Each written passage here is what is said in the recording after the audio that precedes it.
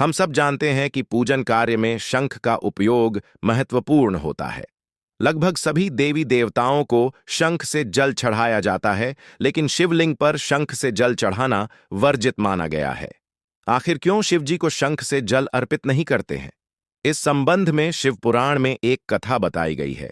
शिवपुराण के अनुसार शंखचूड़ नाम का महापराक्रमी दैत्य हुआ। शंखचूड़ दैत्य राम दंभ का पुत्र था।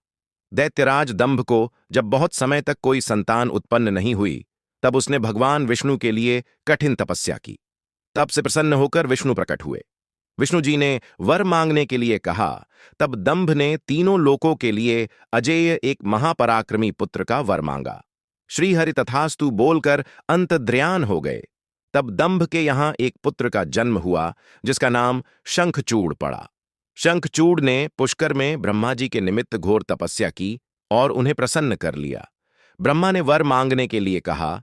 तब शंखचूड़ ने वर मांगा कि वो देवताओं के लिए अजेय हो जाए। ब्रह्मा जी ने तथास्तु बोला और उसे श्री कृष्ण कवच दिया। साथ ही ब्रह्मा ने शंखचूड़ को धर्मध्वज की कन्या तुलसी से विवाह करने की आज्ञा दी। फिर वे अंतर्ध्यान हो गए।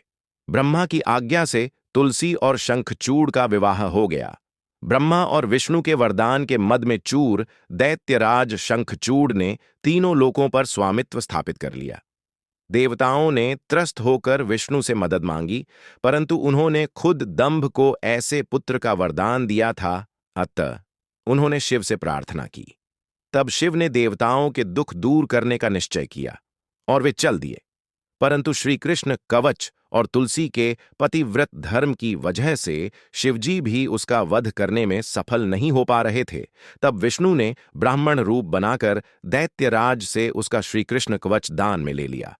इसके बाद शंखचूड़ का रूप धारण कर तुलसी के शील का हरण कर लिया। अब शिव ने शंखचूड़ को अपने त्रिशूल से भस्म कर दिया और उसकी हड्डियों से शंख का जन्म हुआ। चूंकि शंखचूड़ विष्णु भक्त था, अतः लक्ष्मी विष्णु को शंख का जल अति प्रिय है और सभी देवताओं को शंख से जल चढ़ाने का विधान है। परंतु शिव ने चूंकि उसका वध किया था, अतः शंख का जल शिव को निषेध बताया गया है।